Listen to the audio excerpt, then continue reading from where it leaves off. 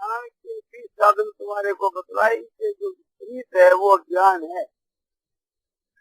मानी स्वयं गंभी स्वयं हिंसा शांति राजम आचार्योपासन सोचो तेरे मात्र निग्रह। 20 जो ज्ञान के जो साधन बतलाए, प्रकार बतलाए एक प्रकार से, उसमें एक ही श्लोक में 9 बात बतलाई। ये कहा कि अमानित्व माने मान का न जाना। मान जाना जो है वो ज्ञान है, ज्ञान में हेतु है, और मान का न जाना है वो ज्ञान है। और दम्भ का अभाव, दम्भ माने पाखंड, अपने को धर्मात्मा बतलावे या दिखलावे सिद्ध करे और होए नहीं तो वो दम्भ है। अपने को भगत बतलावे किंतु भगत होवे नहीं, तो ये जो दम्भ है ये तो अज्ञान का बढ़ाने वाला है। और दम्भ का जो अभाव है वो ज्ञान का साधन है। तीसरी बात है अहिंसा। किसी की कभी किंचित मात्र भी हिंसा न करना, उसका नाम अहिंसा। चौथी बात है शांति। शांति माने क्षमा। कोई अपना अपराध कर देवे तो उसका बदला न चाहना। कोई अपने को गाली दे तो बदले में गाली न देना।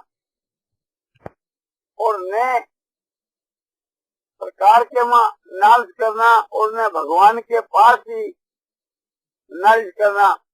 अमुक आदमी मुझको तंग करता है, उसको आप दंड दीजिए। और सोते भी भगवान दंड दे रहे तो भी मन में ये इच्छा नहीं रखना। दूसरे पंचों के द्वारा भी उसको किसी प्रकार से दंड नहीं दिलाना, किसी भी प्रकार से उसको दंड नहीं दिलाना, उसी का नाम क्षमा है। माने उसके अपराध को माफ कर देना। और आर्जो है, आर्जो माने सरलता। जैसा भीतर का भाव वैसा ही वाणी का और ऐसा ही व्यवहार, उसको कहते सरल। इसी का नाम जो है समझो कि आर्जो है। आचार्योपासन, आचार्य जो है गुरु, उनकी सेवा करना। आचार्योपासन सोचम माने पवित्रता, वो बाहर और भीतर की पवित्रता। बाहर की पवित्रता सोचाचार और सदाचार। सदाचार का मतलब सबके साथ के मां सत्य व्यवहार करना, स्वार्थ का त्याग करके उत्तम व्यवहार करना, ये सदाचार है। और सोचाचार माने जल और मिट्टी से अपने शरीर को साफ करना, बच्चों को साफ रखना। भोजन जो है तो पवित्र शुद्ध सात्विक भोजन खाना, ये भोजन की पवित्रता, ये सब सोचाचार है। भीतर में जो काम क्रोध लोभ मोह अहंकार ईर्ष्या राग द्वेष आदि जो बहुत से विकार हैं और बहुत से पाप भरे हुए हैं, इससे हृदय जो है तो मलिन है, तो हृदय को शुद्ध करना ये भीतर की पवित्रता है। और आत्मा का निग्रह करना माने मन को अपने वश में करना। अभ्यास और वैराग से मन वश में होता है। यह बात भगवान ने गीता की 36 अध्याय के 35 के श्लोक में बतलाई। आचार्य उपासन सोतम तेरे आत्म निग्रह। और स्थिरता, बुद्धि की स्थिरता, बुद्धि के भीतर के बीच में जो चंचलता है इसको स्थिर करना, तो ये ध्यान के द्वारा बुद्धि स्थिर होती है। तो ये 9 बात पहले श्लोक में बतलाई। दूसरे में 3 बात। इंद्रियार्थेषु वैराग्य मन अहंकार एवं जन्म मृत्यु जरा व्याधि दुख दोषानुदर्शनम। संसार के जितने जो भोग हैं उनके बीच में वैराग करना। स्त्री पुत्र धन रुपया आदि जो संसार के पदार्थ हैं उनके बीच में जो आसक्ति है, यह शब्द सपड़ा स्वरूप गंध आदि जो संसार के जितने जो भोग हैं, उन भोगों के बीच के माँ राग जो है प्रीति, उसका अभाव, उसका नाम है तो वैराग। इंद्रिया से वैरागम, इंद्रियों के जितने जो अर्थ है, अर्थ माने शब्द सपड़ा स्वरूप गंध, इंद्रियों के विषय, उन इंद्रियों के विषय के बीच के माँ आसक्ति का अभाव, राग का अभाव, उसका नाम वैराग। और जन्म मृत्यु जरा व्याधि दुख दोषानुदर्शनम, जन्मने में दुख, मरने में दुख, वृद्धावस्था के मां दुख और बीमारी अवस्था में दुख, इनमें दुख ही दुख भरा हुआ है। इस प्रकार से दुख रूप दोष का दर्शन करना, यह जन्म मृत्यु जरा व्याधि के बीच के मां दुख ही दुख देखना, इससे भी वैराग उत्पन्न होता है। असक्तिरण विष्णु में पुत्र दार गृह आदिशु, पुत्र दार गृह आदिशु, पुत्र जो है असली जो है घर है और आदि से रुपया आदि है, इन सब के बीच के माँ अभाव, इन सब के माँ जो ममता है इसका भी अभाव। नित्यम नित्यम इष्ट और अनिष्ट की प्राप्ति के माँ समुचित होना, मन के अनुकूल में और मन के प्रतिकूल के माँ समभाव होना, नित्य उसके माँ सम रहना। तो तीन बात इसमें, दो पहले में ऐसे मिलकर के 5 और 9 14 बात बतलाई। और मैतानंद योगी ने भक्ति अव्यभिचारिणी संसदी, वहां कहते मुझ परमात्मा में योग से अव्यभिचारिणी भक्ति, जिसमें व्यभिचार दोष न घटे। और वो कैसी हो कि अनन्य योग से, अनन्य योग उसका नाम है कि मुझ परमात्मा के बीच के मां जो है आपने भक्ति करनी, और उस भक्ति के बीच के मां सहकाम भाव नहीं घटे। जैसे पतिव्रता जो स्त्री होती है, उसका अपने पति में ही प्रेम होता है, वो दूसरे पदार्थों में नहीं होता, और दूसरे पुरुषों में ये नहीं होता। दूसरे पुरुषों में यदि प्रेम हुए तो वो व्यभिचारिणी कहती है, तो उसकी भक्ति भी व्यभिचारिणी होती है। परमात्मा को छोड़ करके और दूसरे में अपना इष्ट करे तो वो व्यभिचारिणी भक्ति है।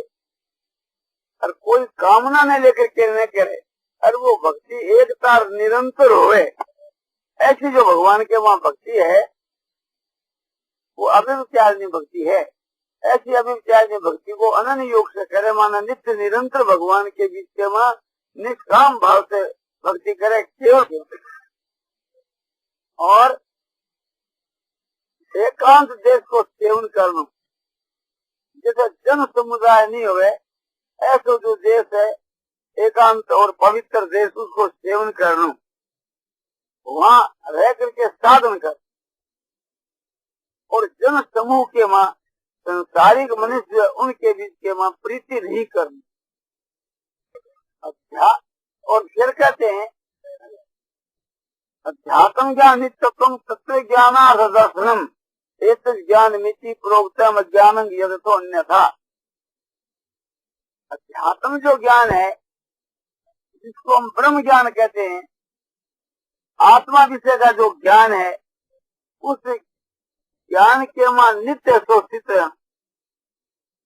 एक सच्चिदानंद परमात्मा के सिवा दूसरी वस्तु नहीं है। इस प्रकार का जो परमात्मा के विषय का ज्ञान है, ब्रह्म के विषय का ज्ञान, उसके मां नित्य स्थित तत्व ज्ञानार्थ दर्शन, तत्व ज्ञान का जो अर्थ जो है परमात्मा, उसके स्वरूप का अवलोकन करना, उनका मनन करना।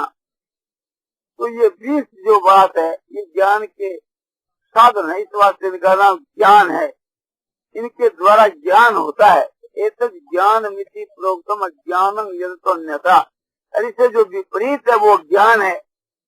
जैसे आरम्भ के हम आपको बताया कि जैसे मान की इच्छा करना ये ज्ञान का हेतु है, ऐसे ही दम्भ पाखंड करना ये एक प्रकार से अज्ञान का बढ़ाने वाला है। हिंसा करना ये ज्ञान को अज्ञान को बढ़ाने वाला है। तो इसके जो जितनी बात विपरीत है उससे तो अज्ञान बढ़ता है, और जितनी बात बतलाई गई ये ज्ञान का साधन होने के कारण इसको ज्ञान कहा गया। जैसे शास्त्रों के बीच के मां घी जो है वो आयु बढ़ाता है, तो घी का नाम आयु कह गया। घी आयु थोड़ा ही है, किंतु आयु की वृद्धि करने वाला है। ऐसे ये सब जो साधन बतलाए ये ज्ञान का साधन इसलिए बताया ज्ञान को बढ़ाने वाले हैं। अब ये बात कही कि ठीक है इससे ज्ञान होता है, वो ज्ञान क्या चीज है? तो परमात्मा के स्वरूप का जो यथार्थ ज्ञान है वो ज्ञान है। इसलिए 13वें अध्याय के वहां भगवान ने बतलाया क्षेत्र क्षेत्र की ओर ज्ञान क्षेत्र क्षेत्र की ओर ज्ञान ज्ञान मत में, क्षेत्र क्षेत्र की का जो ज्ञान है वो मेरे मत में का ज्ञान इस 13वें अध्याय के अंत में बतलाया। क्षेत्र क्षेत्र की ओर मंत्र ज्ञान चक्षुषा भूत प्रकृति मोक्षम से ये विदुर यान्ति ते परम। ये कहा कि क्षेत्र और क्षेत्र का जो अंतर है, अंतर माने भेद। क्षेत्र जो है वो क्षण मूल है, नाशवान है और जड़ है और दृश्य है और अल्प है, माइक है। और आत्मा जो है क्षेत्रज्ञ वो ज्ञाता है, चेतन है, नित्य है और दृष्टा है, साक्षी है, आनंदमय है। तो ऐसा क्षेत्र का स्वरूप है। ये समझना चाहिए कि इनका अतंत्र डिफरेंस है। वो एक प्रकार से जड़ है तो वो चेतन है, वो दृश्य है तो वो दृष्टा है, वो अल्प है तो वो महान है, वो दुख रूप है तो वो आनंद स्वरूप है। तो इस प्रकार से उनका परस्पर में अतंत्र डिफरेंस है। तो ये ज्ञान चक्षु से ये बात का जानना जो है, क्षेत्र क्षेत्र की ओर मंत्रन ज्ञान चक्षुषा भूत प्रकृति मोक्षम से ये विदुर यान्ति ते परम। ज्ञान चक्षुषा ज्ञान चक्षु से जो जानते हैं वे परम को प्राप्त होते हैं। और भूत प्रकृति मोक्षम से भूत जो है प्रकृति, प्रकृति माने मूल प्रकृति, उसका जो सब कार्य है ये सब भूत। तो कार्य और कारण, कार्य और कारण से छूटने के उपाय को जो ज्ञान चक्षु से जानते हैं वे परम को प्राप्त होते हैं, यानी परमात्मा को प्राप्त हो जाते हैं। तो वो ज्ञान चक्षु क्या कि ज्ञान के द्वारा यह बात समझे इससे छूटने के उपाय जो है, का उपाय जो है तो ज्ञान योग उपाय बतला है। तो ज्ञान योग की जो बात है विस्तार से गीता अध्याय 18 श्लोक 49 से लेकर के 55 तक प्रकरण बतला है। और भी गीता के वहाँ जगह जगह उसका प्रकरण बतलाया गया है। उसके अनुसार एक प्रकार से साधन करने से परमात्मा के स्वरूप का यथार्थ ज्ञान हो जाता है। और यथार्थ ज्ञान होने से उसको परमात्मा की प्राप्ति हो जाती है। यथार्थ ज्ञान होने से फिर परमात्मा की प्राप्ति हो जाती है। और सांख्य योग जो है उसका नाम भी ज्ञान योग है, सो बतलाया है। उस सांख्य योग के द्वारा भी यथार्थ ज्ञान ऐसा हो जाता है। और महात्मा जो पुरुष है उनके पास जाकर के और ज्ञान सीखने से भी वे ज्ञान का उपदेश करते हैं, उससे भी ऐसा समझो कि उस परमात्मा की प्राप्ति हो जाती है। इसके लिए भगवान ने अर्जुन को चौथे अध्याय में कहा कि अर्जुन जितने प्रकार के साधन है उनके वहाँ ज्ञान का जो साधन है ज्ञान योग वो सबसे बढ़ करके है। और वो ज्ञान जो है सो जाकर के महात्मा पुरुषों से समझ ले। तो ये कहा कि तद्विधि प्रणिपाते न परिप्रश्न से हुआ उपदेश संति से ज्ञान ज्ञानी न तत्वदर्शी नहीं। तत्व ने उस ज्ञान को तू अपने समझ जान, इससे कि तत्वदर्शी जो ज्ञानी है उनसे वे तुम्हारे को ज्ञान का उपदेश करेंगे। तो किस प्रकार से जाऊं कि उनको साष्टांग नमस्कार करके और उनकी सेवा करके और जिज्ञासु भाव से उनसे प्रश्न उत्तर करके। उस ज्ञान से क्या होगा? यद ज्ञातवा न पुनर्मोह मेवं या शशि पांडव येन भूतान शेषेन द्रक्षसी आत्मनि अथो मई। उस ज्ञान के द्वारा तो फिर वो को नहीं प्राप्त होगा जिस ज्ञान को जान करके की, और तू इस वक्त में जो मोह को प्राप्त हो रहा है ऐसे फिर कभी मोह को प्राप्त नहीं होगा। और उस ज्ञान के द्वारा संपूर्ण भूत प्राणियों को तू अपनी आत्मा के अंदर देखेगा और फिर मुझ परमात्मा के अंदर देखेगा। आत्मा के अंदर देखना क्या कि सर्वभूतस्मात्मान सर्वभूतानि चात्मनि ईक्षते योग युक्तात्मा सर्वतर समदर्शन। योग युक्तात्मा सर्वतर समदर्शी पुरुष है। आत्मा को सारे भूतों में और सारे भूतों को आत्मा के वहां अपने देखते हैं। योग युक्तात्मा, योग जो है परमात्मा, उस परमात्मा में जिसकी आत्मा युक्त है ऐसा जो पुरुष उसको योग युक्त आत्मा कहते हैं। यानी ब्रह्म के स्वरूप में जिनकी आत्मा अभिन्न रूप से स्थित है, यानी ब्रह्म के स्वरूप के वहां जिनकी स्थिति है कि मैं ही ब्रह्म हूँ, ऐसा जो अनुभव है, सच्चिदानंद जो ब्रह्म है वो उसमें ऐसा एक रूप से समझता है कि ब्रह्म जो परमात्मा मैं हूँ। जैसे अज्ञानी आदमी, दे आत्मवादी आदमी दे कोई आत्मा मानता है कि दे असो आत्मा है, इस प्रकार से ब्रह्म को आत्मा मानते हैं। यानी सच्चिदानंद जो ब्रह्म है, जो भूत पुरुष है, ब्रह्म स्वरूप, ब्रह्म के स्वरूप में जिनकी अभेद रूप से स्थिति हो गई है, ऐसा जो एक प्रकार से आत्मज्ञानी पुरुष है, किस प्रकार से कि सबको समभाव से देखता है, किस प्रकार सारे भूतों को माने सारे प्राणियों को अपनी आत्मा के अंदर, अपने आत्मा के संकल्प के आधार अपने आत्मा के अंदर देखता है, स्वयं ब्रह्म बन करके, और सारे भूत प्राणियों को अपने संकल्प के मां देखता है कि सारे भूत मेरी आत्मा के अंदर है। और सारे भूतों के बीच के मां अपनी आत्मा को अधिष्ठान रूप से देखता है। उनके बीच के मां ये समझता है कि एक प्रकार से इनकी आत्मा मैं हूँ। जैसे एक प्रकार से आकाश जो है, आकाश के मां बदलों का समूह, और बदलों के समूह में आकाश, आकाश के अंदर जो बदलों का जो समूह एक अंश में है, आकाश अनंत है। ऐसे ये सारे जो भूत प्राणी है मुझके एक अंश में है, और आकाश को उसे बदलों में व्यापक देखता है। ऐसे सारे प्राणियों के अंदर अपने आप को व्यापक देखता है।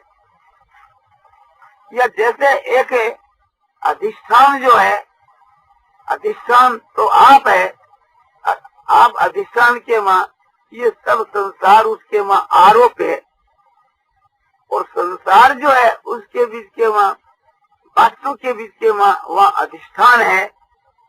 इस प्रकार से देखे। उदाहरण के लिए जैसे कोई एक प्रकार से थी रज्जू माने कोई रस्सी है, जेवड़ी है, और उसके बीच के वहां जो सर्प है वो उसके वहां प्रतीत होता है भूल से है, तो अपना रज्जू और प्रतीत होता है सर्प, तो सर्प उसके वहां आरोप है, वास्तु के बीच के वहां है नहीं। इसलिए आप संसार उस परमात्मा में यानी अपनी आत्मा के वहां आरोप है। समझो कि संसार के स्थान के वहां अधिष्ठान रूप से थी, आप सो ब्रह्म रूप से हैं। तो इस प्रकार से देखे, ये अद्वैत के सिद्धांत से, मायावाद की दृष्टि से ये बात बतलाई। तो इस प्रकार से थी जो आपने ज्ञानी जो महात्मा है सो सारे प्राणियों को अपनी आत्मा के अंदर देखता है और उसके बाद में परमात्मा के अंदर कैसे कि परमात्मा के अंदर ऐसे किया सारा का सारा ब्रह्मांड उस परमात्मा के एक अंश के बीच में परमात्मा के संकल्प के आधार है। अथवा बहु नेते ने किंग ज्ञाते तो अर्जुन है कृष्ण मेकाओं से जगत। हे अर्जुन, तुम्हारे को बहुत जानने से क्या प्रयोजन है? यह सारा का सारा ब्रह्मांड मुझ परमात्मा के किसी एक अंश के बीच के वहाँ है। मैं अपने एक अंश में सारे ब्रह्मांड को व्याप्त करके स्थित हूँ। अथवा सबको परमात्मा के रूप में देखता है। बहुनांग जन्मना मंगते ज्ञानवान मांग प्रबद्धते वासुदेव सर्वमिति स्वयं आत्मा सुदुर्लभ है। बहुत जन्मों के अंत के जन्म के वहाँ जो कुछ हुआ सब एक प्रकार से थी। परमात्मा कोई स्वरूप है, वासुदेव है, इस प्रकार से अनुभव करता है। वह ज्ञानी महात्मा अति दुर्लभ महात्मा है। और कहते हैं यदा भूत पृथक भाव है मेक सर्व पश्यति तथैव विस्तार ब्रह्म संग पद्धति तदा। भूतों का जो पृथक पृथक भाव है एक ब्रह्म के ही अंदर देखता है और उस ब्रह्म से सबका विस्तार देखता है, वह ब्रह्म को प्राप्त हो जाता है। यह समझो कि सारी संसार का विस्तार ब्रह्म से देखना, ब्रह्म से सारी संसार हुई है। और इनका जो पृथक पृथक जो भाव है वो एक ब्रह्म के वहीं देखे। कैसे कि जैसे नाना प्रकार के जो गहने आभूषण जो हैं वे सब के सब आभूषण एक सोने में ही देखे। सोने के ही माँ ये सब है और सोने से ही उनकी सबकी उत्पत्ति समझे। इस प्रकार से परमात्मा के अंदर सारे संसार को देखे और परमात्मा से सबकी उत्पत्ति और विस्तार समझे तो वो ब्रह्म में प्राप्त हो जाए। या समझे कि भी एक ब्रह्म के स्वाद दूसरी वस्तु नहीं है तो वो भी सबके शामिल ही हो गए। इस वास्ते सभी आपने ब्रह्म ने प्राप्त हो गया। यानी ब्रह्म से सबको विस्तार और ब्रह्म से उत्पत्ति होकर के ब्रह्म से सबको विस्तार है। नाना प्रकार का भाव एक ब्रह्म के में देखे। जैसे नाना प्रकार का आभूषण है सो एक सोने में ही देखे और सोने से ही सब आभूषणों को विस्तार समझे। इस प्रकार से एक ब्रह्म से नाना प्रकार का भाव है, सब एक ब्रह्म ही नाना रूप से दिख रहा है और उससे सबकी उत्पत्ति होने से वो इसका सबका उपादान कारण है, वही निमित्त कारण है। एक ब्रह्म के स्वाद दूसरी वस्तु नहीं है। जब सबको ब्रह्म रूप से देखे तो सबके शामिल वो खुद भी है। इस वास्ते वो ब्रह्म में प्राप्त हो जाए। तो भगवान उस ज्ञान को जाकर महात्माओं से सीख, वे तेरे को उपदेश करें और उस ज्ञान को समझ कर करके फिर तू मोह को नहीं प्राप्त होएगा और सारे ब्रह्मांड को तू अपने आत्मा के अंदर देखेगा। और उसके बाद के बीच के वहाँ भगवान कहते हैं कि परमात्मा के अंदर, मुझ परमात्मा के अंदर देखेगा। तो परमात्मा के अंदर देखना यह है कि यदा भूत पृथक भाव में पश्यति विस्तार ब्रह्म संग पद्धति तदा। इस प्रकार से वो ब्रह्म को प्राप्त हो जाएगा। ब्रह्म भवती, ब्रह्मवेत्ता जो है आखिर के वहाँ ब्रह्म को ही सो प्राप्त हो जाता है। इस प्रकार से थी ये ज्ञान की बात बहुत संक्षेप से आपको बतलाई। इसके खास 4 प्रकार है। अद्वैत बात के 4 प्रकार है खास करके। एक तो यह है कि जो कुछ है वो परमात्मा ही है। और एक यह है कि ये जो कुछ है तो नहीं है, एक परमात्मा ही है। सबका बाध्य करके एक परमात्मा को ये सो मानना। तीसरा यह है कि जो कुछ है सो मेरी आत्मा ही है, मैं ही हूँ। और चौथा यह है कि जो कुछ प्रतीत होता है ये नहीं है, मैं ही हूँ।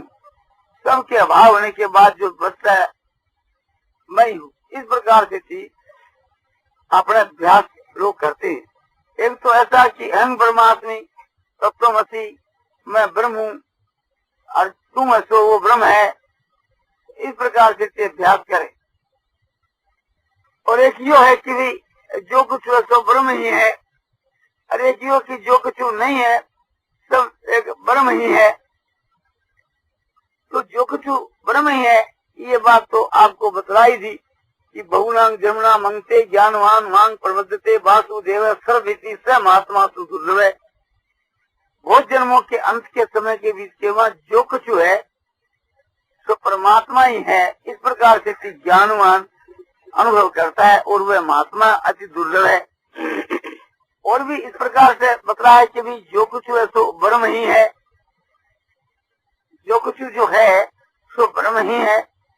ये बात जो है प्रकारांतर से भगवान बतलाते हैं कि ब्रह्मार्पण ब्रह्मवीर ब्रह्माग्नौ ब्रह्मणाहुतम ब्रह्मयोतेन गंतव्यम ब्रह्म कर्म समाधि ना। गीता अध्याय 4 श्लोक 24 में समझो कि यज्ञ जो है वो भी ऐसो ब्रह्म है, अर्पण जो सर्वा है वो भी ऐसो ब्रह्म है, और जो अग्नि जिसमें आहुति दी जावे वो भी ऐसो ब्रह्म है, और वह आहुति है वो भी ऐसो ब्रह्म है, और आहुति देने वाला जो पुरुष है वो भी ऐसो ब्रह्म है। इस प्रकार के अभ्यास से ब्रह्म कर्म समाधि पुरुषों के द्वारा ब्रह्म ही प्राप्त होने के युग है। तो ऐसा साधन करने वाला पुरुष जो है तो आखिर में ब्रह्म को ही प्राप्त हो जाता है। और बहिरंत से भूताना मतरंग चरम एवं चराचर जो भूत प्राणी है उसके बाहर और भीतर है, सब जगह के बीच के वहाँ ब्रह्म ही तो परिपूर्ण है। जैसे कोई आपने बर्फ का ढेला जल में डाल दिया जाए तो उसके चारों तरफ बाहर भीतर जल ही जल है, और वो बर्फ का जो ढेला है वो भी जल ही है। तो इसी प्रकार से यह जो संसार है इस संसार के बाहर और भीतर परमात्मा ही है। चराचर जो जगत इसके बाहर भीतर तो परमात्मा परिपूर्ण है। बाहर भीतर ही नहीं, चराचर जो प्राणी है वो भी तो ब्रह्म ही है। तो जो कुछ हो सब ब्रह्म ही है। एक तो इस प्रकार को योग साधन, दूसरो योग है कि ये सब कुछ नहीं है, इन सब के नाश होने पर जो बच जाता है वो तो परमात्मा है। परस्तस्मात् भावो न्यो व्यक्तो व्यक्ता सनातन ये सब सर्वेषु भूतेषु नश्यसु न विनश्यति। परस्तस्मात् भावो अन्यो व्यक्तो व्यक्ता सनातन है। ये जो एक अव्यक्त है प्रकृति का सूक्ष्म स्वरूप उसको अव्यक्त कहते हैं, और इस प्रकृति के सूक्ष्म स्वरूप से दूसरा और एक सनातन अव्यक्त है, पर भाव वाला एक सनातन। प्रकृति का सूक्ष्म स्वरूप सनातन नहीं है, और वो सनातन है, सदा से हुए और सदा ही रहे, उसको सनातन कहते हैं, वो है परमात्मा। तो सारे भूतों के नाश होने पर भी उसका नाश नहीं होता। तो इससे ये ध्वनि निकलती है कि प्रकृति का जो स्वरूप है, सूक्ष्म जो स्वरूप है, उसका विनाश हो सकता है, सबका विनाश हो सकता है, किंतु सबके विनाश होने पर भी एक सनातन जो अव्यक्त भाव है वो कायम रहता है।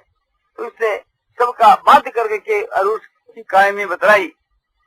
अथवा और कहते हैं समं सर्वेषु भूतेषु तिष्ठं तं परमेश्वरम